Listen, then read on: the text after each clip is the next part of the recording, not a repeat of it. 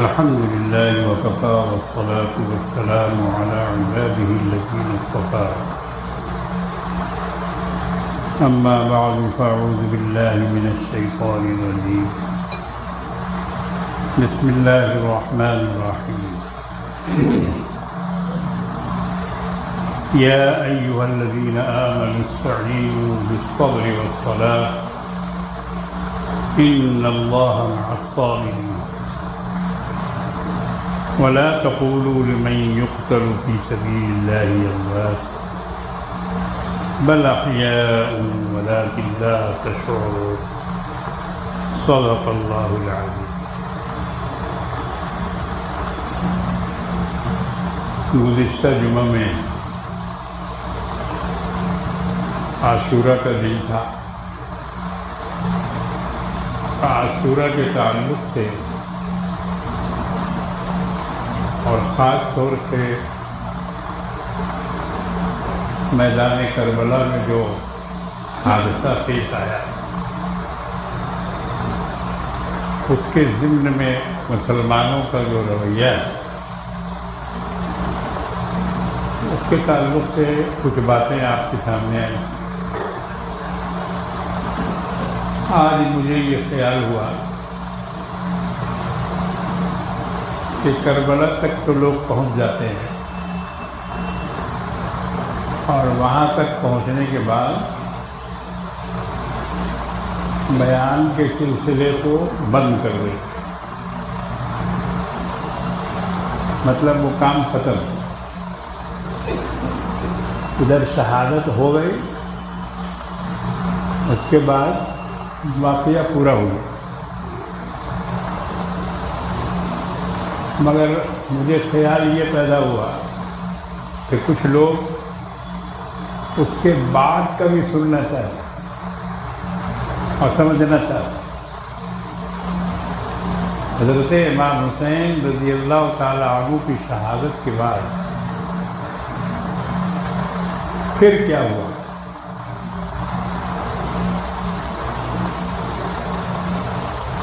اصل میں یہ داستان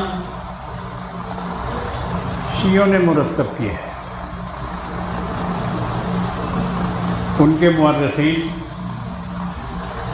نے خوب سجا بنا کر بڑھا چڑھا کر اور مسلمانوں کو زیادہ سے زیادہ مطرور اور زیادہ سے زیادہ ان کو مورد الزام ٹھہرانے کی نیت سے انہوں نے اس میں خوب نمک مرچ ملایا. حالانکہ حضرات اہل بیت کو ماننے والے ہم لوگ بھی ہیں، ان سے محبت کرنے والے ہمارا ایمان کا ایک حصہ ہے.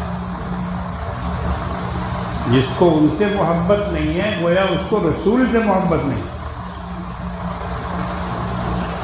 آپ ہم سے محبت کا دعویٰ کریں مگر ہمارے بال بچوں سے نفرت کریں، یہ ایسی محبت ہوتی نہیں ہے. اس لیے جس کو رسول سے محبت ہوگی اس کو آل رسول سے بھی محبت ہوگی.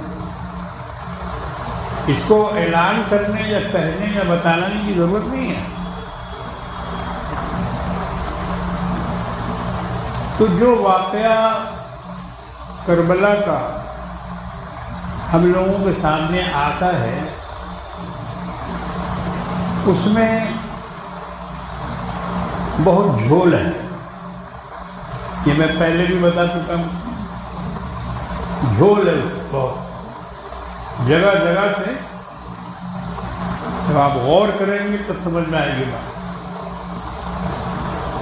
مثال کے طور پر پانی ایک بہت بڑا مسئلہ ہے کربلا کا. علی اصغر پیاسے اور سکینہ پیاسی اور گھوڑا پیاسا. حالانکہ گھوڑا کربلا میں تھا ہی نہیں، امام حسین اونٹوں کو سفر کر کے گئے تھے.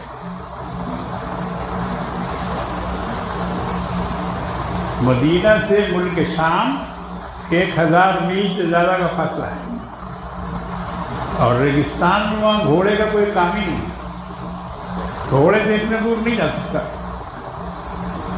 وہ تو بس ریگستان کا جو جہاز ہے وہی جہاز چلتا ہے وہاں، یعنی اونٹ۔ تو یہ لوگ سب اونٹ پہ سوار ہو کے بیٹھے، گھوڑا کہاں تھا؟ اگر پتہ نہیں قصہ وہ نہیں کیسے گھوڑا ثابت کیا، اصل میں اس کو رسول اللہ کے گھوڑے سے ملانا تھا جس کو دلدل بولتے ہیں۔ اور واقعی حضرت نبی کریم صلی اللہ علیہ وسلم کا ایک گھوڑا نہیں خچر تھا جو گدھے سے بڑا اور گھوڑے سے چھوٹا ہوتا ہے۔ مصر کے بادشاہ مقوقس نے جب حضور نے اس کو خط لکھا تھا، اسلام کی دعوت دی تھی، تو اس نے حضور کے قاصد حضرت حاتم ابن ابی بلتعہ رضی اللہ تعالی عنہ کو تحفے دیے تھے، 3 تحفے۔ یہ اس زمانے میں دستور تھا کہ اگر کوئی بادشاہ کا قاصد آئے اس کا عزت کیا جائے، اکرام کیا جائے، اس کی ضیافت کی جائے اور اس کو جاتے وقت کچھ تحفہ تحائف دے کے رخصت کیا۔ مقوقس اگرچہ مسلمان نہیں تھا، مصر کا بادشاہ، مگر اس نے نامہ مبارک کو چوما، آنکھوں سے لگایا۔ جب اس نے یہ سنا کہ ایک اللہ کے رسول ہیں عرب میں اور ان کا یہ خط ہے، تو اس نے قاصد کی تعظیم بھی کی، نامہ مبارک کو آنکھوں سے لگایا، بوسہ دیا اور کہا کہ اس خط کو ہمارے سرکاری خزانے کے باکس میں، صندوق میں بحفاظت رکھا جائے۔ اور اس کے بعد اس نے 3 تحفے دیے۔ پہلا تحفہ ایک باندی کنیزہ جن کا نام حضرت صفیہ رضی اللہ تعالیٰ، ہماری ایک حضور کی پھوپھی کا بھی نام صفیہ ہے، مگر جو باندی اور کنیزہ مصر سے آئی تھی حضور کے پاس، ان کا بھی نام صفیہ تھا۔ ایک تلوار جس کا نام ذوالفقار ہے، اور تیسری چیز وہی خچر، اس کا نام دلدل تھا۔ دیکھو اس دلدل کو پکڑ کے لا کے کہاں پکڑا؟ کربلا۔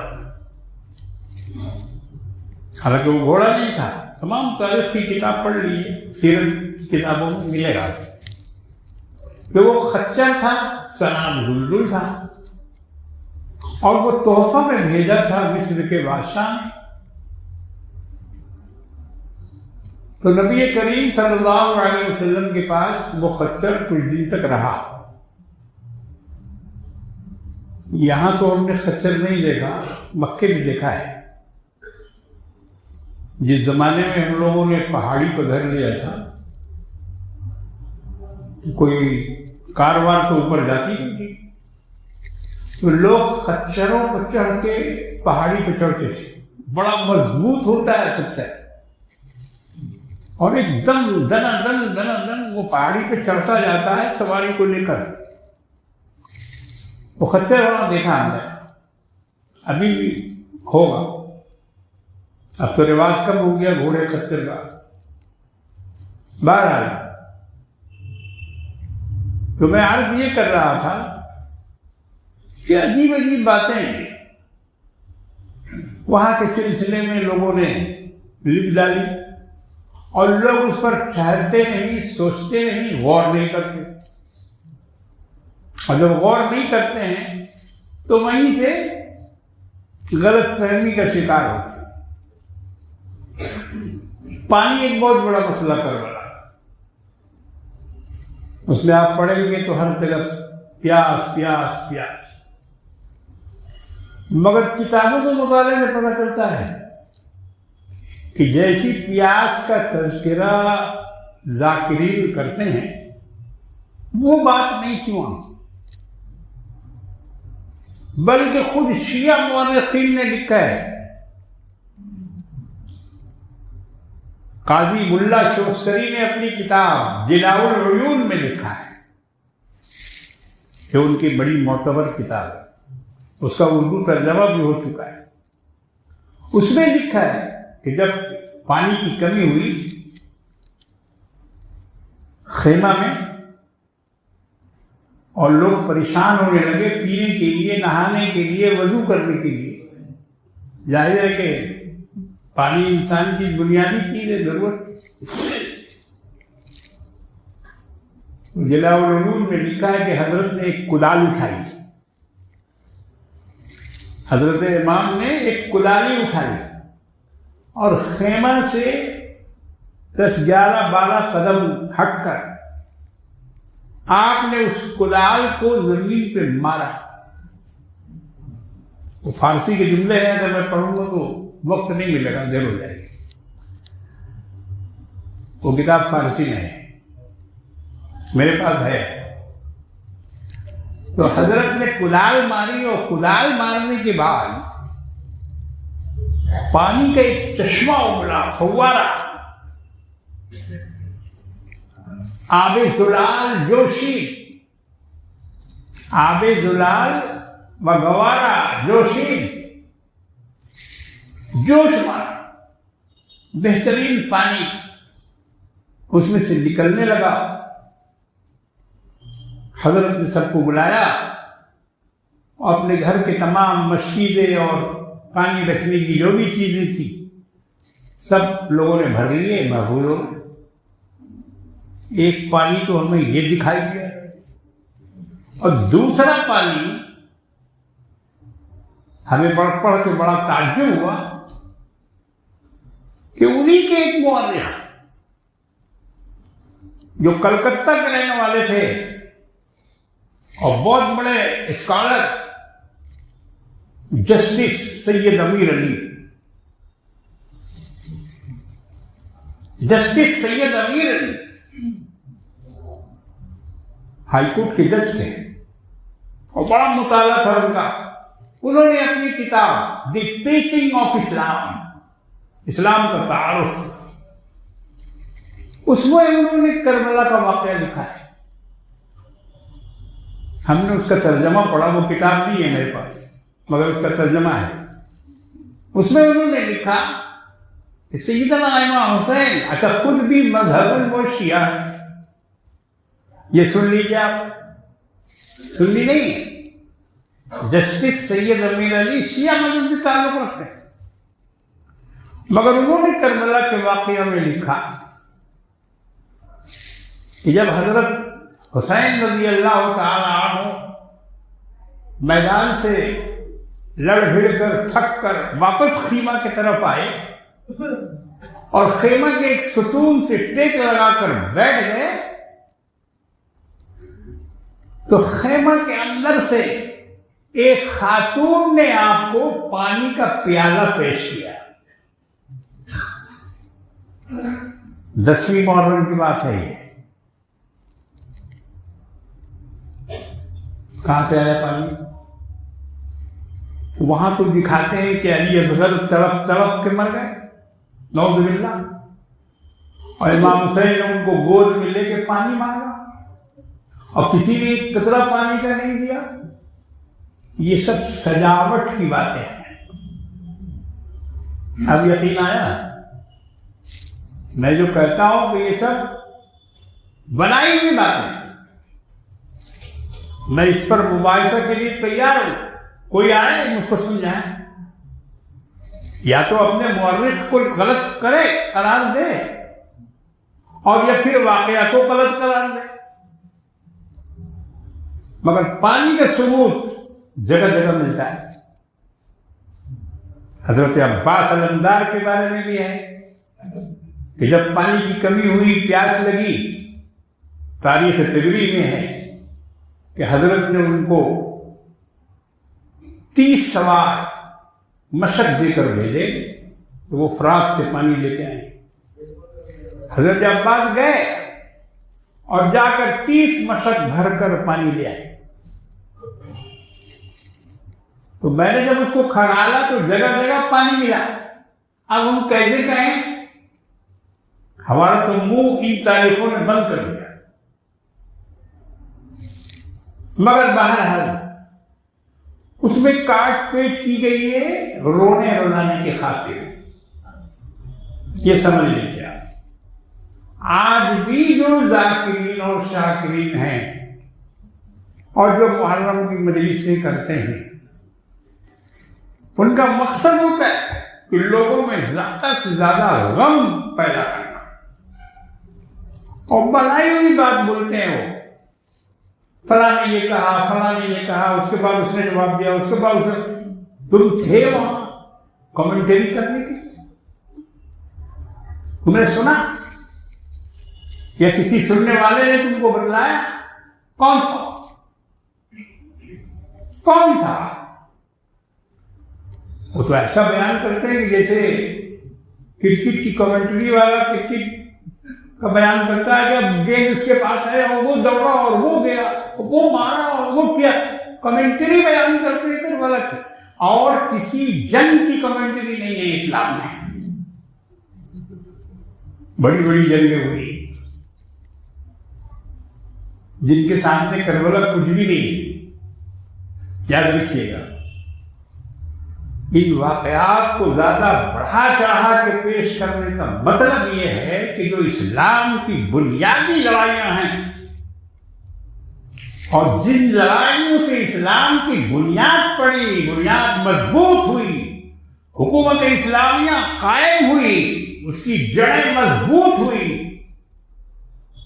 اس کو بالکل پردے کے اندر ڈال دیا جائے، اس کو چھپا دیا. چنانچہ وہ اپنے مقصد میں کامیاب ہو.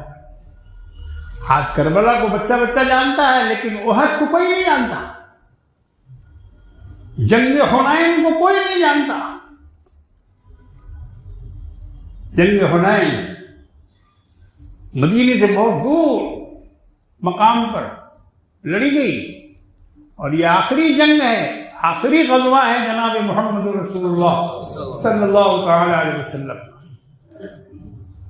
ایک تو سب سے آخر میں تبوک ہوا، مگر تبوک میں لڑائی نہیں ہوئی. تبوک میں لڑائی نہیں ہوئی. گئے وہاں، تبوک پہنچے، نبی کریم صلی اللہ علیہ وسلم مدینے سے 1,500 میل کے پاس، اور بالکل سخت گرمی کے زمانے میں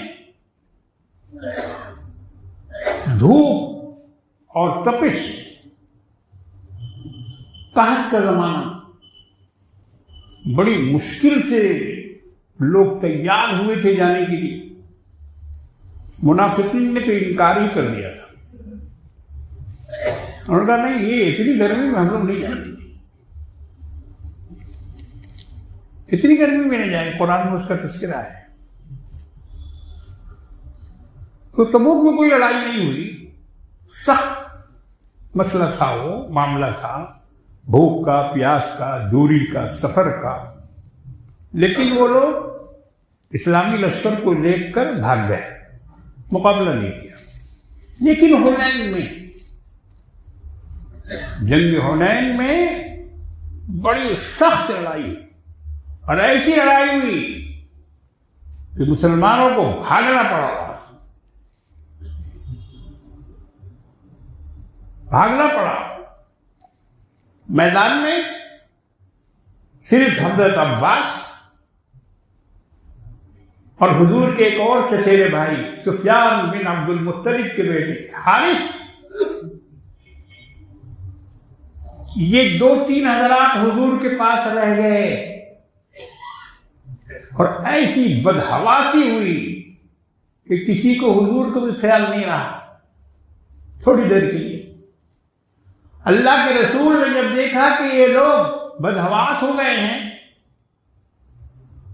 اور یہاں سے الگ ہو گئے ہیں، ہٹ گئے ہیں، اکیلے کمان آپ نے سنبھالی. سنو اس کو، یہ ہے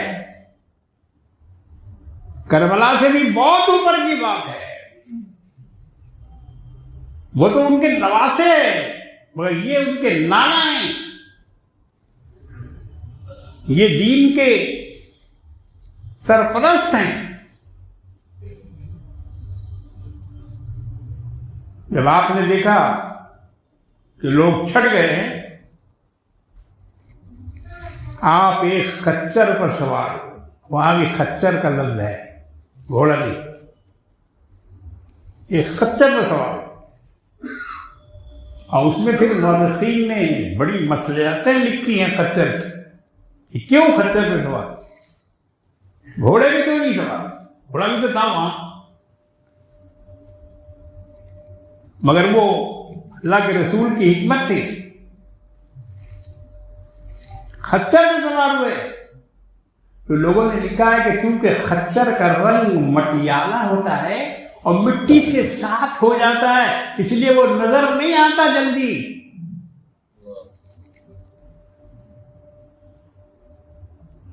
آج کل کے فوج لڑنے والے یا تو خاکی کپڑا ہوتا ہے یا پھر ہرا کپڑا ہوتا ہے، اور آج کل صرف ہرا نہیں ہے، اس میں پتا بھی ہے،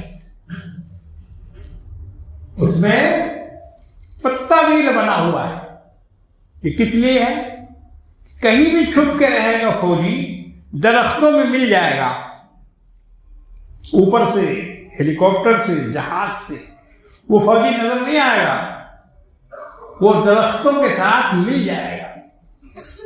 تو اسی طرح خچر، اس کا رنگ مٹیالہ ہوتا ہے، مٹی کے جیسا، اس لیے آپ نے خچر کا استعمال کیا تاکہ دشمن کی نگاہ سے بچے رہے.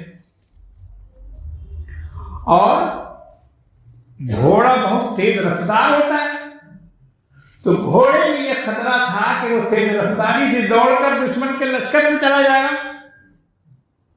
تو آپ کو تو لشکر میں جانا نہیں تھا، آپ کو دنیا والے کو دکھانا تھا اپنے آپ کو کہ دیکھو میں آ رہا ہوں. صحابہ نے بھی دیکھا کہ حضور جا رہے ہیں اور دشمنوں نے بھی دیکھا کہ آ رہے ہیں، تو وہاں تیز رفتاری دکھانی نہیں تھی. حضرت سیدنا عباس ابن مطلب جو حضور کے چچا تھے اور آپ کے چچیرے بھائی حارث بن ابو سفیان، ان دونوں نے آواز دی، یا رسول اللہ کہاں جا رہے ہیں، کدھر جا رہے ہیں آپ؟ لشکر کفار کی طرف، اکیلے؟ تو حضور نے ان کو جواب دیا کہ مجھے چھوڑ، مجھے جانے دو، یا تو خدا کا یہ دین پھیل کے رہے گا یا محمد اس میں اپنی جان دے دے گا. یہ ہے قربانی، اکیلے تنے تنہا. نبی کریم صلی اللہ علیہ وسلم نے ارادہ کیا کہ میں دشمنوں میں جا کے گھسوں گا، کوئی مت دے میرا ساتھ، کوئی نہ آئے میرے ساتھ، کوئی نہ کرے میری مدد، میں اکیلا کافی ہوں. میں خدا کے دین کو پھیلاؤں گا، میں خدا کے دین کے دشمنوں سے لڑوں گا، چاہے اس میں میری جان ہی کیوں نہ چلی جائے. ایک طرف سے لگام ابو سفیان کھینچ رہے ہیں، دوسری طرف سے لگام حضرت عباس ابن عبد المطلب کھینچ رہے ہیں، ٹھہر جائیے، رک جائیے، مت جائیے. مگر حضور کو ایسا جوش تھا، ایسا جذبہ تھا کہ آپ فرما رہے تھے کہ چھوڑو مجھے، میں کوئی ایسا ویسا نہیں ہوں. انا ابن عبد المطلب، انا نبی لا کذب، میں عبداللہ عبد المطلب کا پوتا ہوں، میں ایسا نبی ہوں کہ جس کو جھٹلایا نہیں جا سکتا. انا ابن عبد المطلب، یہ رجت پڑھتے جا رہے تھے، انا نبی لا کذب، میں وہ نبی ہوں جسے کوئی جھٹلا نہیں سکتا. میرا حسب و نسب ہے، میں بے نسب آدمی نہیں ہوں، میں ادھر ادھر کا نہیں ہوں، میں ایسا نہیں ہوں کہ جس کے باپ دادے کا کچھ پتہ نہ ہو، جس کی حسب نسب کا کوئی مسئلہ نہ ہو، میں عبد المطلب کا بیٹا ہوں، پوتا ہوں، اور اس کے ساتھ ساتھ میں کوئی ایسا ویسا نہیں ہوں، میں نبی ہوں، ایسا نبی کہ جس کو جھٹلانا ممکن نہیں ہے، نہ اس وقت ممکن تھا نہ آج ممکن ہے، قیامت تک ممکن نہیں رہے گا۔ رسول کی رسالت کو، رسول کی نبوت کو کوئی نہیں جھٹلا سکتا۔ یہ اعلان کیا آپ نے جنگ حنین کے موقع پر۔ میرے بزرگوں دوستو، آج یہ جنگ مسلمانوں کو یاد ہے؟ ہمارے بچے اس کو جانتے ہیں؟ یہ پروپیگنڈا ہے۔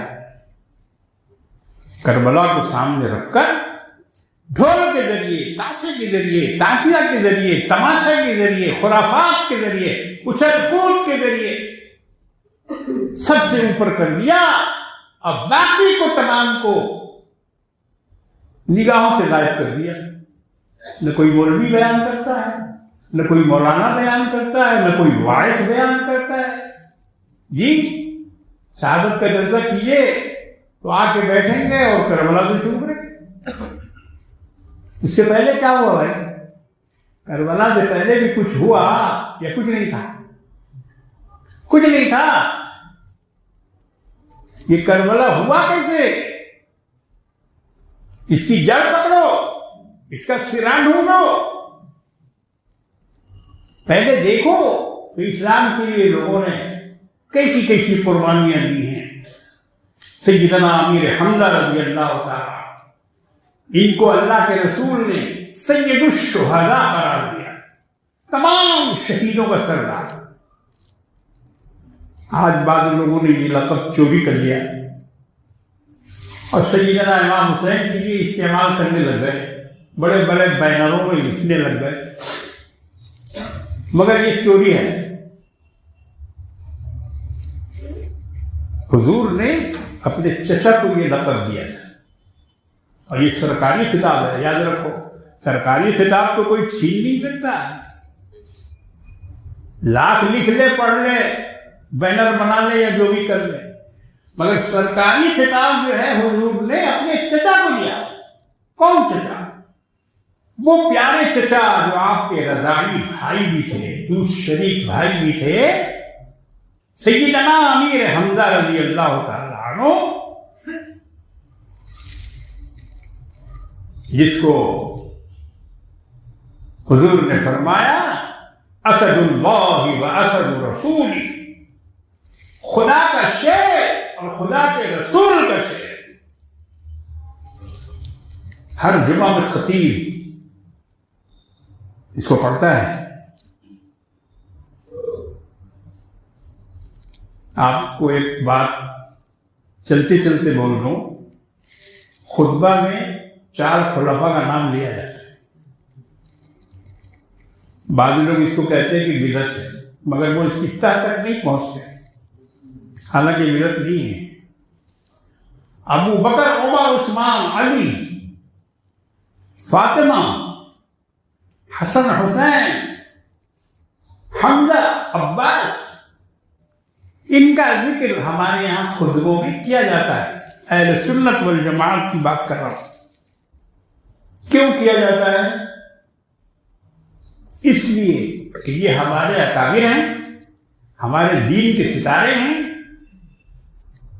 ان کے اوپر دین کی بنیاد ہے، انہوں نے دین کو پھیلایا ہے، چمکایا ہے، رسول کے شاگرد، اور ان کی بڑی قربانیاں ہیں، تو مسلمانوں کو یہ نام یاد رہے۔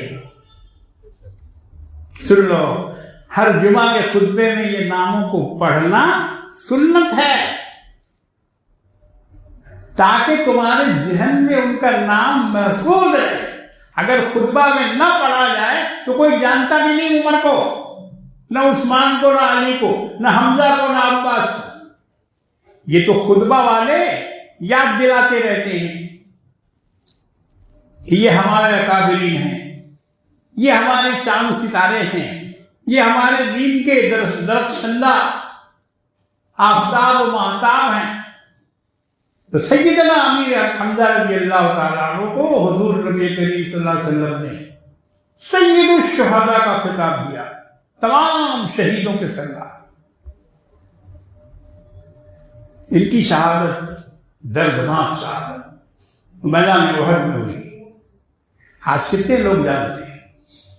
ہمارے اسکول کے بچے، 12 کے لڑکے لڑکیاں، انگلش میڈیم میں پڑھنے والے بچے اور بچیاں، کہاں ان کو معلوم ہے امیر حمزہ کے بارے میں؟ ان کے جسم کے 12 ٹکڑے کیے گئے تھے، 12 ٹکڑے، کلیجہ نکالا گیا تھا، آنکھیں نکالی گئی تھی، کان کاٹے گئے تھے۔ ایسی دردناک شہادت کہ اللہ کے رسول جب آ کے ان کے لاش کے اوپر کھڑے ہوئے، جہاں ان کے تمام ٹکڑے بکھرے ہوئے تھے، تو حضور نبی کریم صلی اللہ علیہ وسلم کو غم بھی ہوا اور غصہ بھی، دونوں، کہ میرے چچا کا یہ حشر اور ان بدبختوں ظالموں نے کیا۔ اسی جگہ کھڑے کھڑے قسم کھائی، وقت ختم ہو رہا ہے، قسم کھائی کہ خدا کی قسم حمزہ کے بدلے میں 70 کافروں کو قتل کروں گا۔ ایسا غم، ایسا غصہ، مگر اللہ رب العالمین نے جبریل علیہ السلام کو بھیج کر قرآن نازل کی اور نبی کو سمجھایا کہ نہیں ایسا نہیں، ایک کے بدلے 70 نہیں، ایک کے بدلے ایک۔ اللہ نے فرمایا قرآن کریم کے 17ویں سپارے میں، سورہ حج کے آخری رکوع میں اللہ نے فرمایا وَإِنْ عَاقَبْتُمْ فَعَاقِبُوا بِمِثْلِ مَا عُوقِبْتُمْ بِهِ وَلَئِنْ صَبَرْتُمْ لَهُوَ خَيْرٌ لِلصَّابِرِينَ۔ اگر تم کو کوئی نقصان پہنچائے، تکلیف پہنچائے، تو تم اتنا ہی بدلہ لو جتنا کہ اس نے تم پر ظلم کیا ہے، زیادتی کی ہے۔ ایسا نہیں کہ اگر کوئی ایک تماچا تم کو مارے تو تم بولو کہ تیرا سب دانت دھسکا دیں، یہ نہیں۔ ایک تماچے کے بدلے میں اس کو کوپلا کر دو، ایسا نہیں، بلکہ اللہ نے فرمایا وَإِنْ اگر تمہیں تکلیف پہنچے، مصیبت آئے، کوئی تم پر زیادتی کرے تو تم اتنا ہی بدلہ لو جتنا تمہارے ساتھ۔ اور آگے سنیے، تعجب کی بات ہے، اللہ فرماتے ہیں وَلَئِنْ صَبَرْتُمْ لَهُوَ خَيْرٌ لِلصَّابِرِينَ، اور اگر چھوڑ دو، معاف کر دو، صبر کر لو، تو یہ تو صبر کرنے والوں کے لیے بہت ہی اچھی بات ہے۔ میرے بزرگوں اور دوستوں، جب یہ آیت کریمہ نازل ہوئی، اللہ کے رسول نے اپنی قسم توڑ دی، کفارہ اس کا ادا کیا، قسم کا کفارہ ادا کیا۔ کیا ہے کفارہ؟ ہم لوگ تو اٹھتے بیٹھتے دن رات قسم کھاتے ہیں، اللہ قسم، خدا قسم، قرآن قسم، جی کھاتے رہتے ہیں۔ جو زیادہ قسم کھائے سمجھ لو کہ 1 نمبر کا جھوٹا ہے، اس کی پہچان ہے جھوٹے ہونے کی کہ وہ زیادہ قسم، بات پہ قسم کھاتا ہے، خدا قسم بول رہا ہے، اللہ قسم بول رہے ہیں۔ اور بہت سے تو فالتو قسم بھی کھاتے ہیں، تیرے سر کی قسم، تیری جان کی قسم، یہ سب بکواس قسم ہے، اس کا کچھ کفارہ وفارہ نہیں ہے۔ غیر شرعی قسم، شریعت نے اس کو قسم نہیں قرار دیا ہے۔ قرآن کی قسم کھانا منع ہے، لیکن کھانے سے قسم ہو جائے گی، نہیں کھانا چاہیے، مگر اگر کوئی قرآن قسم کھا لے تو قسم ہو جائے گی، اس کا کفارہ دینا ہوگا۔ تو اللہ کے رسول نے اپنے قسم کو توڑا، کفارہ ادا کیا اور فرمایا کہ اللہ کا جو حکم میرے لیے ہے وہی میرے لیے کافی۔ اللہ نے اس کے آگے فرمایا